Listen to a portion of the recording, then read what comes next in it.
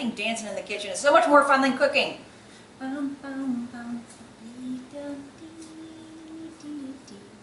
Are you here? My friends, my Shift Insiders, my tribe, my community, the ones in the world who actually restore my sanity, are you here? This is Barbara McDermott with Shifted Kitchen. Shifted, right? A little off. But actually our off makes us so much more on. Am I right? Yes. Well, tonight's or today's episode of Shifted Kitchen is all about the One Pan Wednesday. And One Pan Wednesday is my favorite day, even though it's Thursday. It doesn't have to be on a Thursday, but I love the concept of a one pan meal because, well, who wouldn't? One pan, yes please, right? It's an opportunity to really clean out your shifted refrigerator because the cruciferous vegetables you tend to buy every week, the nuts you have on hand, the different kinds of cheeses you might have lying around, maybe some leftover sausage from Costco that you haven't used up yet. I had in my freezer a half bag of shrimp. I'm a shrimp fan, husband not so much. He likes the sausage, so we're going to combine the two.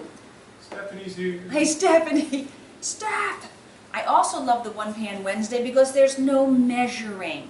There's very little to any calculating at all. There's no blending. There's no mixing. There's no reading a recipe.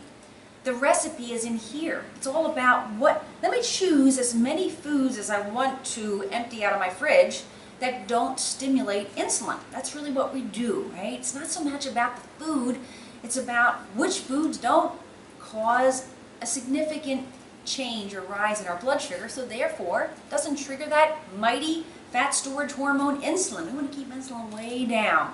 So the idea of One Day Wednesday came about when, in the beginning of Shift's journey, I'd say about 2 years ago, we had a group coming through our program and they were like, Barb, I need meal plans. Barb, I need recipes. Barb, I need to know what I'm doing each day. I'm like, really? Okay, so that's what got me thinking. And you know, many people in the world adhere to or have been programmed to apply the meatless Monday, right? So you and I know what? If we have a meatless Monday, and that's okay if you're vegetarian or vegan or you're just, you know, for whatever personal reason you choose not to consume meat, that's okay. But a meatless Monday generally means what?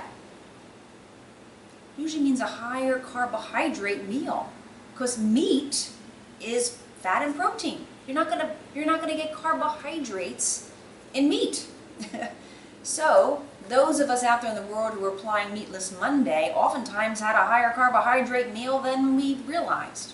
Okay? So that's where I got the idea for One Pan Wednesday. So if you can just take one day of the week and just kind of like subtract one stretch of having to think and process and figure out. You know, the whole idea of Shift is not to create more work, but to streamline things in the kitchen and the foods that we're reaching for that make life actually simpler, quicker, but then also at the same time solve our particular metabolic lousy, because that's what all of us are here for some reason. If it's Alzheimer's, that's a metabolic lousy. Diabetes, metabolic lousy. Cancer, metabolic lousy. Fibromyalgia, metabolic lousy. Heart disease, yeah, that's actually a metabolic lousy too. Crohn's, all your autoimmune conditions are exacerbated by metabolic lousy. So why not solve it and make it really simple along the way? So let's get into the One Pan Wednesday on a Thursday, because that's how we roll and shift. It really doesn't matter. So I just have a baking sheet, and I didn't prepare this ahead of time for you guys because it's really hot in my kitchen today, even though we're getting to the near end or the beginning of October. But you just use a baking sheet, okay? So the first thing you want to think about is, what do I have in my refrigerator? So I empty my fridge for you so you can see what I have going on. First, I know I always have my flour. And flour, I mean my cauliflower. That cauliflower works for just about everything, right? She becomes our rice. She becomes our potato. And she's good with everything because this, just like a potato has no flavor unless you put butter on it, same thing with cauliflower. Sure, cauliflower has a little bit of flavor, but it really does absorb all the kinds of fat flavors that you're going to choose to use. So I always have cauliflower. Plus, you know what? When you bake it, And if you put it under the broiler for a few minutes, it really does have a nice thickness to it that I like. So I already took my head, smashed it, and divided it up. I tend to always have my favorite Brussels sprouts. I was never a big fan of Brussels sprouts until I realized you could put them under butter. And now it's always better, right? And I think many of you agree with me. So I had Brussels sprouts. And you know, a lot of times these already come in those already cleaned microwavable bags. You can do it that way. I just took mine and sliced them up. You can also try your One Pan Wednesday with whole, but you just got to cook them a little bit longer. So I always slice mine up, okay? Another thing I had in my fridge, I always have, is, you know, thing of celery. And when I cut my celery, and I love celery. Celery's another thing that doesn't get enough accolades. Do you agree? When I slice celery up and use it in my my cauliflower soup and things like that, and I'm just soaking it in butter in a saucepan with some onion, boy, it smells like Thanksgiving morning, and I love that. So when I cut my and celery's an awesome filler for creating a meal that is a vehicle for fat. Okay, virtually carbohydrate-free vehicle for fat, right, Elena? Elana. Okay, and then when I cut it up, though, I leave the leaves on it. So don't chop the tops off. Well, if you don't like the leaves, chop them off. But it makes just a nice, leafy, and crunchy something to put on top of your one pan. I also have in my kitchen, because Charlie shovels this into his self every day, trying to be classy here, a bag of spinach. Now, when I would do a one pan, I would put spinach, like I would, as I'm cooking it for about 20 to 30 minutes in my stove, halfway through I might throw some leaves of spinach on top, because that shrivels up pretty quickly. Or I might even just add some baby arugula left over. I love my arugula. And I will always toss this into everything. I'll put this into my tuna fish. I'll put this with my my favorite, you guys know, my egg salad and my deviled eggs. But it also tastes good just thrown on top of your one pan, like halfway through the cooking. If you happen to walk back in the kitchen and have the wherewithal to think about it, put it on top. If you don't, no big deal. Remember, there's no formula. Remember, the formula is that as consistently as possible, we eat more fat than protein, and more fat and protein combined than carbohydrate. That's the formula. That's the formula. Okay, so putting this together, I had leftover sausage from Costco. So what I tend to do is I put everything into the pan first, and then I add here's my fat in the back, right? My fat's going. Says hi. Who says hi? Karen Tinder. Karen! Let's hope no sets fall down tonight. Okay, so you can choose which ones you want to use, but I'm going to get to that. But I will put my pieces into the pan first. So I have sausage. Now, I was laughing as I was actually thinking this through earlier today. I actually do put some thought into what we're doing in our kitchen shows. But I always chuckle to myself because it's like the only kitchen show where you don't have to know how to cook. You just have to know how to cut some things up. And as we know, it's all about just making sure that you're eating to the macronutrients, right? So this sausage represents what? Yeah, that's right. Fat and protein. Now, each link, because it does have some cheese mixed in there and some other things, because, you know, sausage is a compilation of stuff, right? Each link, full link, is about 2 carbohydrates. Is that a lot? Heck no, right? So, I'm going to have my sausage in there, and Charlie, just so you know, your sausage will be touching my shrimp tonight, and I hope you're okay with that. Charlie. Yeah, you didn't like shrimp, I know. The other thing I like about One Pan Wednesday, you can see how I'm dressed. I have one of those kind of days where I was really on the run. And so, you know, like we grab our most comfortable clothes when we come back from a day of work or whatever we're doing, this idea of just like, don't stress, what am I going to eat? What's the meal going to be? You know, every week as you shop for your groceries, because we all have to shop for groceries, we have to eat to live, right? We don't live to eat, but we have to eat to live. You know, you'll be more and more in the habit, and you'll have these things at the ready. Or sometimes they're even frozen. Like my shrimp was frozen. I took it out midday and just let it sit in the refrigerator, and it de-thawed. And I always take the tails off, because there's nothing worse than, I don't know, you're trying to eat your shrimp and the tails are all over it. So I'm just going to add my shrimp in there too. Okay? And reaching across for my Trusty spoon. I'm going to mix those in there. And this could be chicken, diced chicken. This could be even ground sausage. Just like lay it on there. It could be, I've sliced up bacon, just little squares of bacon. I could even add that to this, but I don't have any bacon today. We've been eating bacon a lot because we make our basil mozzarella tomato salad, and I always put crumbled bacon on top. So no bacon in the shaken today. But literally anything goes, anything you want to put in there. And those of you who are vegetarian and you might have some tofu or things like that, you just dice up and put in there. That's cool too. I'm going to add my Brussels sprouts because I love my Brussels sprouts. And yes, I did dice these a few minutes before you arrived because just like we don't want any blood on the dance floor, we don't want any blood in the kitchen. Although that does happen, doesn't it? Okay, and as when it comes to the cauliflower, I might not use all of this. That's a lot of cauliflower, but I'll have it ready for another time. I like my cauliflower to touch the pan because I like my cauliflower to get a little brown. And so the heat from the pan, I want to make sure my cauliflower gets to sit on the floor of the pan. Does that make sense? How about you guys? Do you have any rules you've made for yourself, like One Pan Wednesday, that thing I made up for myself? Do you have something for the weekend, or do you have something for, lunches or whatever? Like every Thursday, we end up every Thursday. Well, not tonight, but most Thursdays we end up having some fish. I try to have fish, usually salmon, once a week, and usually it's on a Thursday.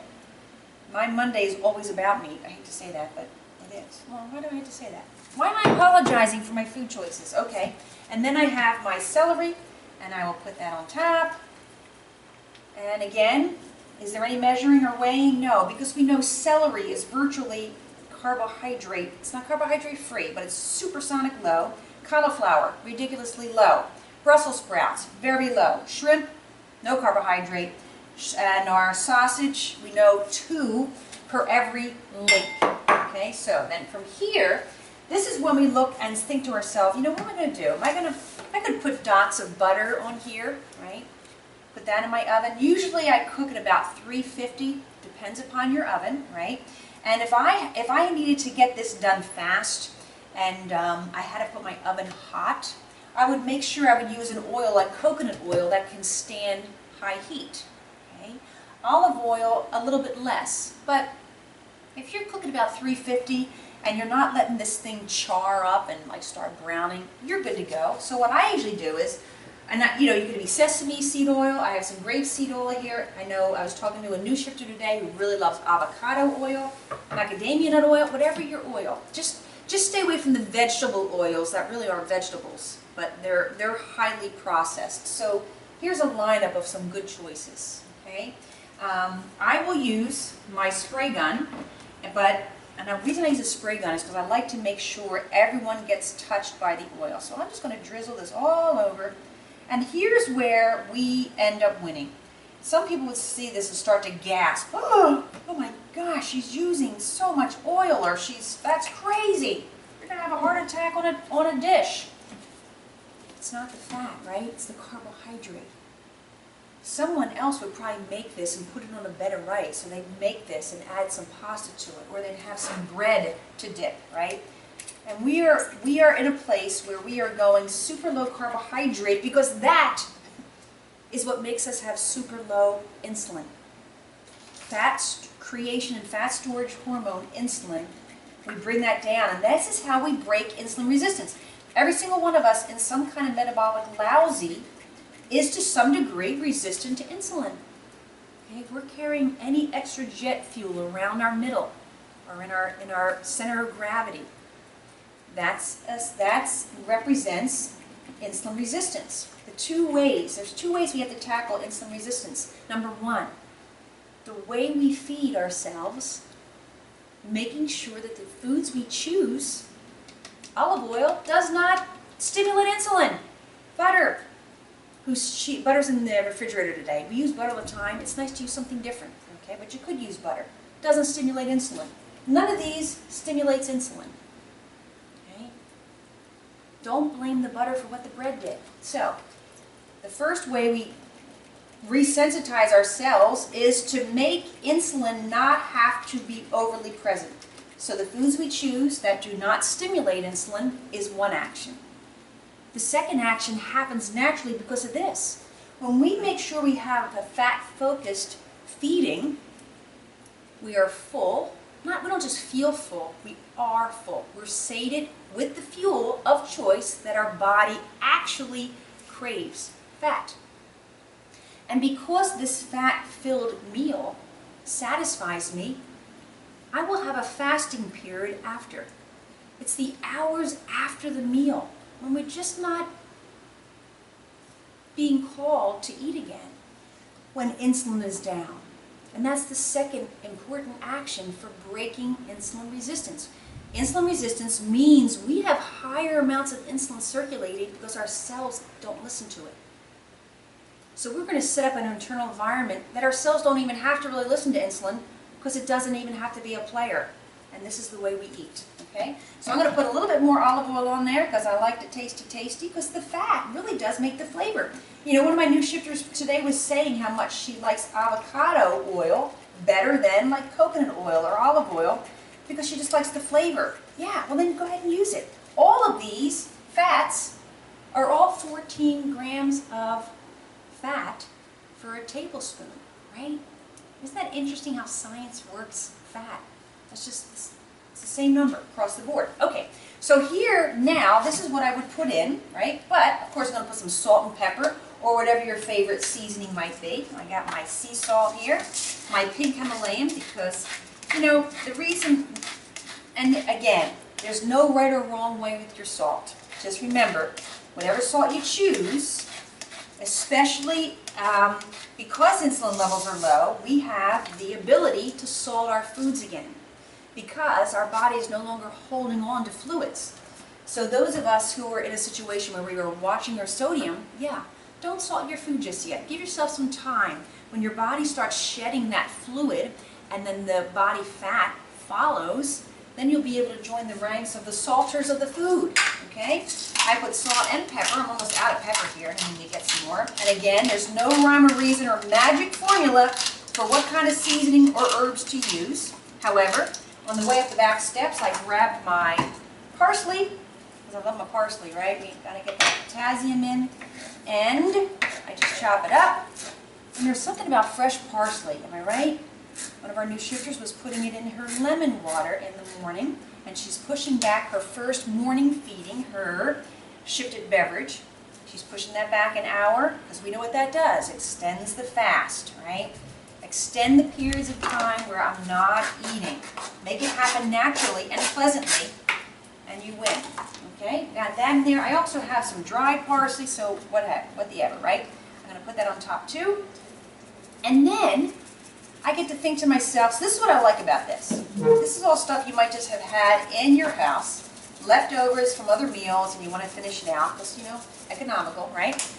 Well, now you choose your nuts. If you're able to eat nuts, fantastic. You can put slivered almonds on there. I love slivered almonds. Charlie likes those. But I really like the kinds that have a little bit of skin on it.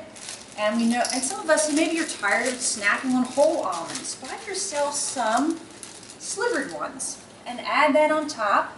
Okay, so put some slivered almonds on there. If you like pecans, put some crushed pecans. You like your walnuts, break them up and put them on top. I tend to, when I do my One Pan Wednesday, I tend to put some, choose a nut, and I choose like a seed. Like I have some little sesame seeds here left over from one of my Asian nights. I could put that on my Asian nights. Okay, and then I also have some sunflower seeds. So I don't know, I just feel like having sunflower seeds, I guess because it's sunflower season. How many of you have sunflowers growing outside of your homes, I wonder? And I'm just going to sprinkle some of that on top. Here's my One Pan Wednesday looking like a giant tray of stuff. You okay, John? Yeah, okay. That's good. Okay. And this is what it looks like. About 350, maybe 365. And when I have it in the oven, I peek in every 10-15 minutes. You can usually smell it, and I'll use my little wooden spoon and give everybody a little stir. If anybody looks like he's a little dry, I'll grab my handy pistol and I'll squirt some more fat on there because you want everything to stay nice and moist. And again, this is all no carbohydrate or extremely low carbohydrate vehicles for fat. Okay, so I'll just put that in there. Usually takes about a half hour for a tray this large. Because you don't make one this large, but here's the cool thing. Whenever you have One Pan Wednesday, whatever day of the week, you're going to have leftover next day. And it makes a great, easy take-to-work lunch. But here's the final thing. I'm not going to cook it for you tonight, but I just want to explain this. When I bring this out, it has a little bit of browning going on, and it, it's going to be delicious. Then I get to choose, what cheese do I want to put on top? If you have some shredded, I think I have some shredded like Parmesan from Costco. I could just sprinkle that on top. You can even put it on the last 5 minutes and let the cheese kind of melt into your One Pan Wednesday. Or, I just found this today at Publix. It's a coffee, espresso coffee crusted.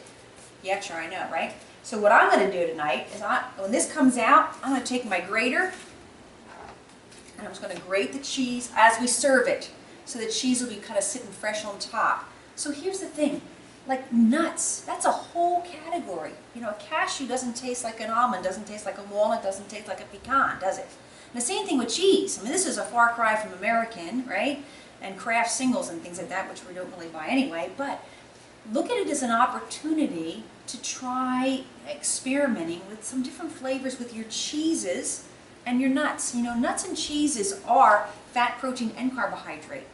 But it's very low carbohydrate. There's more fat than protein, and more fat and protein combined than carbohydrate, if it's the formula. Okay? So that's really how One Pan Wednesday goes. We could have had broccoli in there. As the seasons get cooler, I know sometimes we long for those root vegetables. So those of you who are shifted far enough along and are comfortable putting in a couple, chunks of carrots or whatever your favorite root vegetable is, that's great. Just make sure that that's far less than all the other low carbohydrate ones, okay? So I hope you have a fantastic One Pan Wednesday. Do we have any questions, Char? Are we pretty good? Another thing I would do, again, as I said, I would take it out, shred my cheese on top, and I also might even throw a handful of arugula on top of that as well, or whatever your favorite lettuce is. Okay, I don't think we have many questions or any questions, do we, Char? Oh, Sarah says hi. Sarah! Bobby's here. Who else is here? Bobby said, I've won. I took a chance that this would be on. Glad I did. Oh, we're glad you did too, Bobby. Always take a chance. Take a glance, take a chance, and if anyone asks you, always get out there and dance. Okay, I'm signing off. Hold the light for the bigger picture, and I'll see you inside.